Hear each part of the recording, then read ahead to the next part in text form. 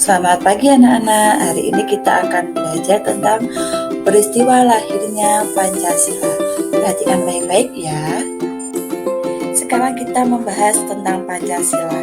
Pancasila itu berasal dari bahasa Sanskerta dan Pancasila itu diambil dari kitab Sutasoma karangan Putatular.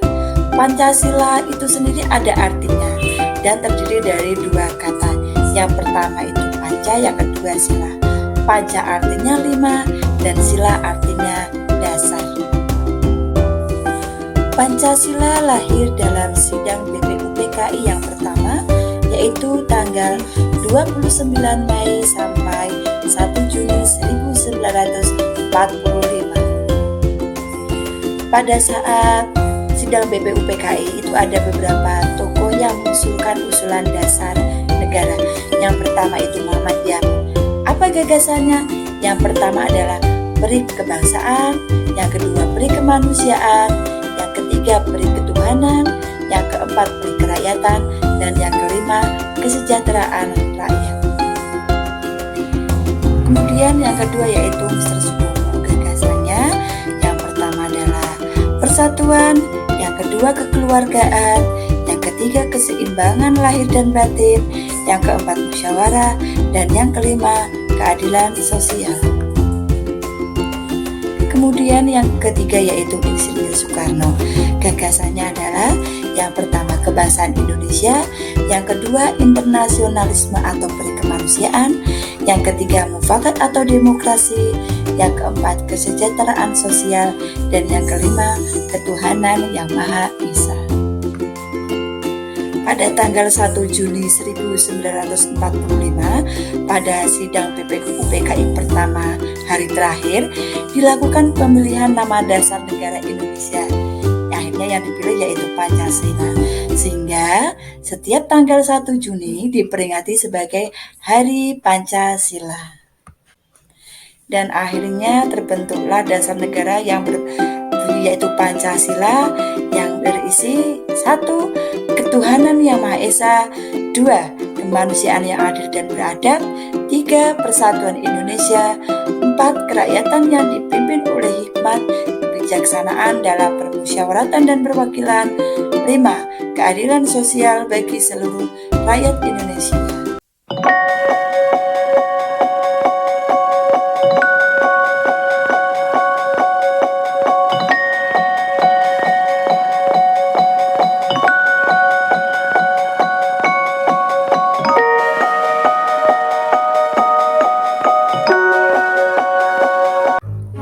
Selamat datang kembali anak-anak. Sekarang kita akan belajar tentang peristiwa heroik mendukung proklamasi.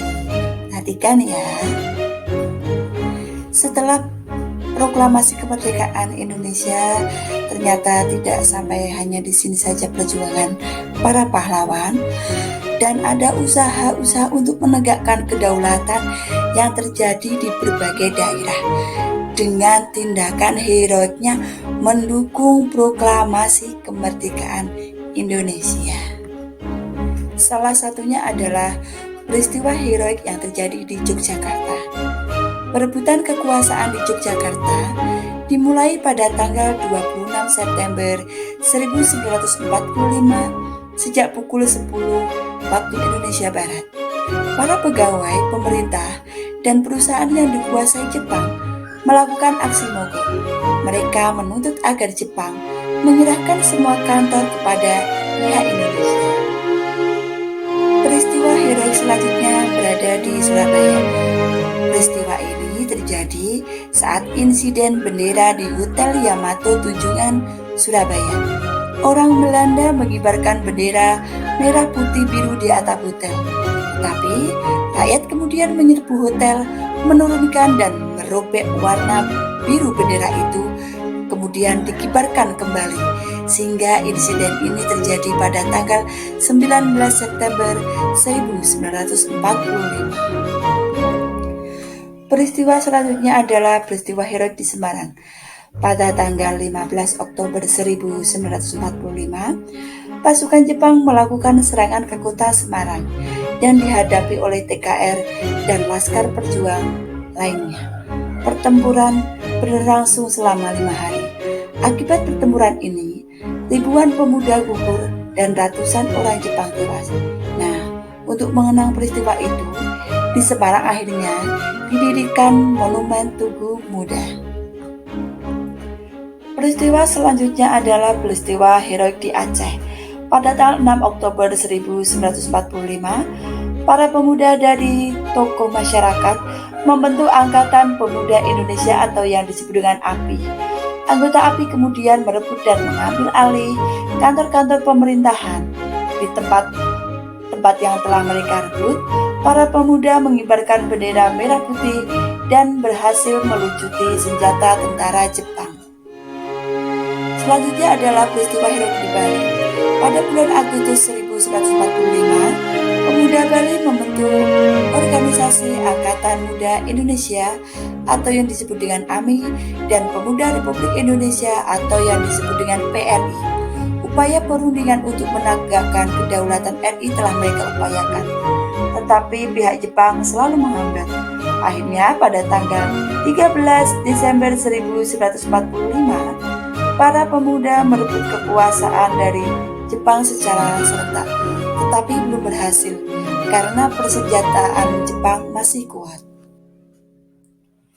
Peristiwa heroik di Kalimantan. Rakyat Kalimantan juga berusaha menegakkan kemerdekaan dengan cara mengibarkan bendera merah putih, memakai lencana merah putih, dan mengadakan rapat-rapat. Namun, kegiatan ini dilarang oleh pasukan sekutu yang sudah ada di Kalimantan. Rakyat tidak menghiraukan larangan sekutu, sehingga pada tanggal 14 November 1945 di Balikpapan, depan markas sekutu, itu berkumpul lebih kurang 8.000 orang dengan membawa bendera merah putih. Kemudian peristiwa heroik selanjutnya berada di Palembang. Adanya upacara pengibaran bendera merah putih pada tanggal 8 Oktober 1945 yang dipimpin oleh A.K. Ghani. Pada kesempatan itu diumumkan bahwa Sumatera Selatan berada di bawah kekuasaan Republik Indonesia. Upaya penegakan kedaulatan di Sumatera Selatan tidak memerlukan kekerasan karena Jepang berusaha menghindari pertempuran. Peristiwa heroik selanjutnya adalah peristiwa heroik di Makassar. Gubernur Samratulangi menyusun pemerintahan pada tanggal 19 Agustus 1945. Sementara itu, para pemuda bergerak untuk merebut gedung-gedung penting. Selamat datang anak-anak. Hari ini kita akan belajar tentang perjuangan mempertahankan kemerdekaan Indonesia bersama Bu Dewi. Ketika bangsa Indonesia memproklamasikan kemerdekaannya, banyak pihak asing yang tidak menyetujuinya. Pihak asing tersebut antara lain sekutu, terutama Belanda dan Inggris. Demikian pula dengan Jepang.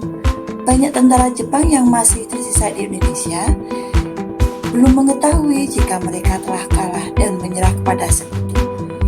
Mereka juga belum tahu jika bangsa Indonesia itu telah merdeka. Nah, akhirnya Belanda datang kembali ke Indonesia dengan membonceng Inggris. Tentara Inggris yang datang di Indonesia itu diberi nama Afney di bawah pimpinan Jenderal Sir Philip Preston.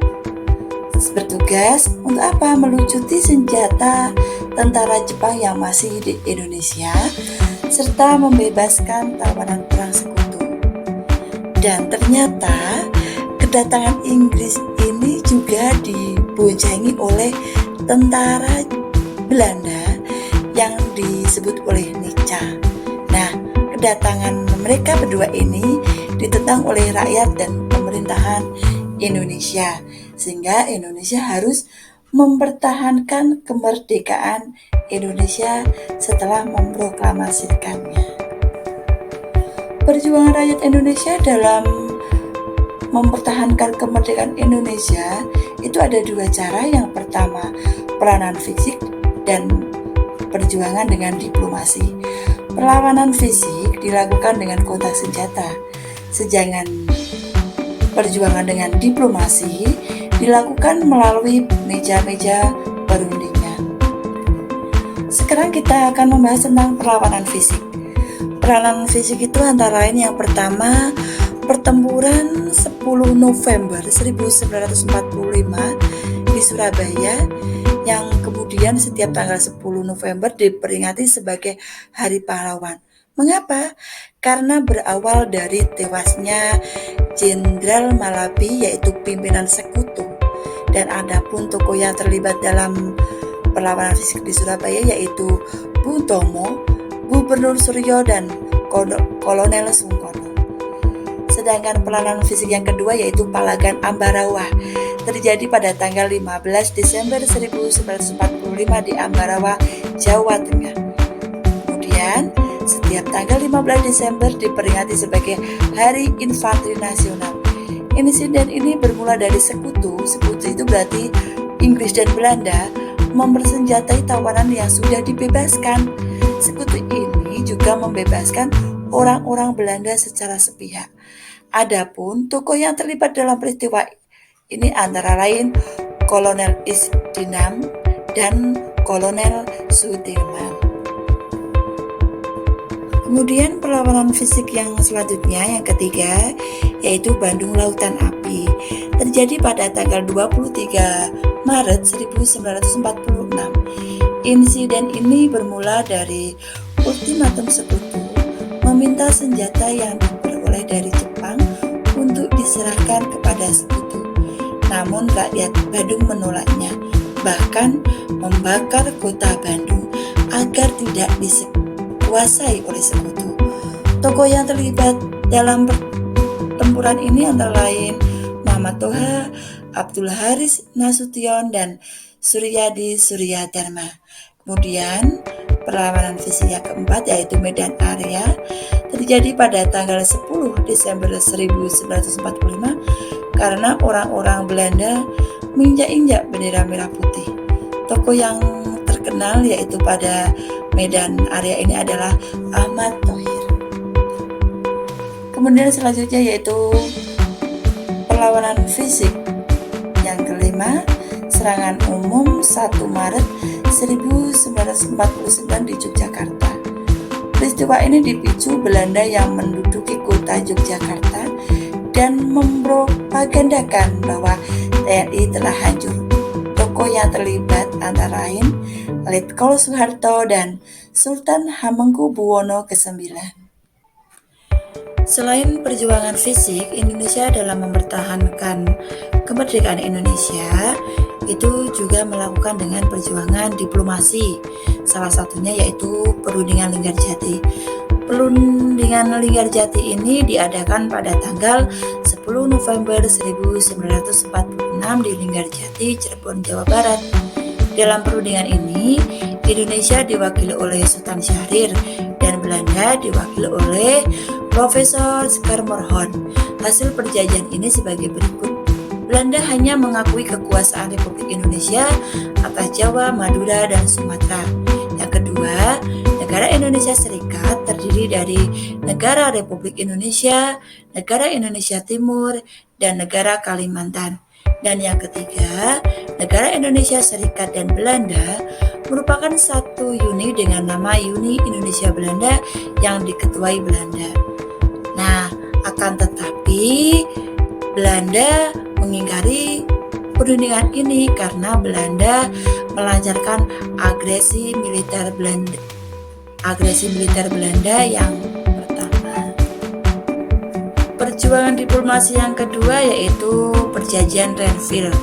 Perjanjian Renville diadakan pada tanggal 17 Januari 1948 di atas kapal USS Renville milik Amerika Serikat. Isi perjanjian ini sebagai berikut. Yang pertama, Belanda hanya mengakui daerah Republik Indonesia atas Jawa Tengah, Yogyakarta, sebagian kecil Jawa Barat, dan Sumatera. Yang kedua, semua pasukan RI harus ditarik mundur dari wilayah-wilayah yang diduduki Belanda. Yang ketiga, Belanda tetap berdaulat di seluruh wilayah Indonesia sampai diserahkan kepada Republik Indonesia Serikat yang akan dibentuk. Tetapi dalam perjalanan waktunya, lagi-lagi Belanda mengingkarinya dan Belanda melaksanakan agresi militer Belanda yang kedua. Perjuangan diplomasi yang ketiga yaitu perjanjian Romeo-Royen diadakan pada tanggal 17 April 1949 di Jakarta. Indonesia diwakili oleh Muhammad Rom dan Belanda diwakili oleh Van Rooyen. Isi perjanjian ini sebagai berikut. Yang pertama, pemerintah Indonesia dikembalikan ke Yogyakarta, menghentikan gerakan militer dan mengembalikan tawanan. Yang ketiga, Republik Indonesia sebagai bagian dari negara Indonesia Serikat. Yang keempat, akan segera dilaksanakan konferensi meja bundar. Nah, anak-anak, sekarang setelah tadi anak-anak menjelaskan, mengamati video yang sudah Bude berikan, coba sekarang untuk mengetahui apakah anak-anak sudah paham atau belum, silakan kerjakanlah soal berikut ini ya. Yaitu yang pertanyaan nomor 1, pertanyaan nomor 2, pertanyaan nomor 3, dan pertanyaan nomor 4. Setelah dikerjakan, nanti besok dibawa ke sekolahan agar kita diskusikan bersama.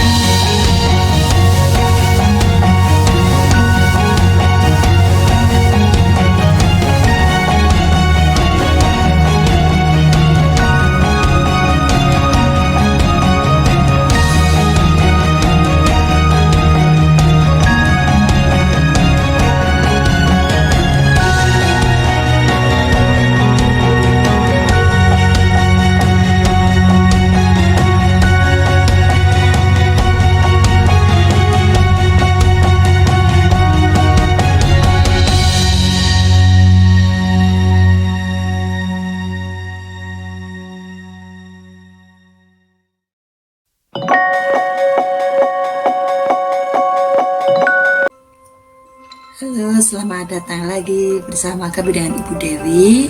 Sekarang kita akan belajar tentang proses pembentukan NKRI ya. Sudah siap? Setelah peristiwa proklamasi kemerdekaan, ada pekerjaan sangat penting yang harus dikerjakan. Pekerjaan itu adalah pembentukan Negara Kesatuan Indonesia. Yang pertama yaitu pembentukan kelengkapan pemerintahan. Nah, pada tanggal 18 Agustus 1945, PPKI mengadakan sidang yang pertama yang menghasilkan yang pertama mengesahkan Undang-Undang Dasar 1945 sebagai konstitusi RI. Yang kedua, memilih presiden dan wakil presiden. Insinyur Soekarno sebagai presiden dan Muhammad Hatta sebagai wakil presiden. Yang ketiga, tugas presiden untuk sementara waktu dibantu oleh Komite Nasional. Kelengkapan yang kedua yaitu pembentukan Komite Nasional Indonesia. PPKI kembali mengadakan sidang yang kedua pada tanggal 22 Agustus 1945 yang memiliki agenda pokok tentang rencana pembentukan Komite Nasional dan Badan Keamanan Rakyat. Komite Nasional dibentuk di seluruh Indonesia dan berpusat di Jakarta. Tujuannya apa? Tujuannya adalah sebagai penjelmaan tujuan dan cita-cita bangsa Indonesia untuk menyelenggarakan kemerdekaan Indonesia yang berdasarkan kedaulatan rakyat. Perlengkapan yang ketiga yaitu pembentukan alat keamanan negara. Dalam rapat pleno PPKI pada tanggal 22 Agustus 1945, diputuskan pembentukan Badan Keamanan Rakyat atau yang disingkat BKR. Dan kemudian pada tanggal 5 Oktober 1945 juga terbentuk organisasi ketentaraan yang bernama Tentara Keamanan Rakyat atau TKR. Alat kelengkapan yang keempat atau yang terakhir yaitu pembentukan lembaga pemerintahan di seluruh daerah di Indonesia sesuai dengan keputusan PPKI tanggal 18 Agustus 1945 bahwa tugas presiden dibantu oleh Komite Nasional di daerah-daerah, tugas gubernur atau kepala daerah juga dibantu oleh Komite Nasional di daerah. Nah, sekian anak-anak pembelajaran hari ini, semoga bermanfaat dan anak-anak mengetahui proses pembentukan NKRI. Terima kasih.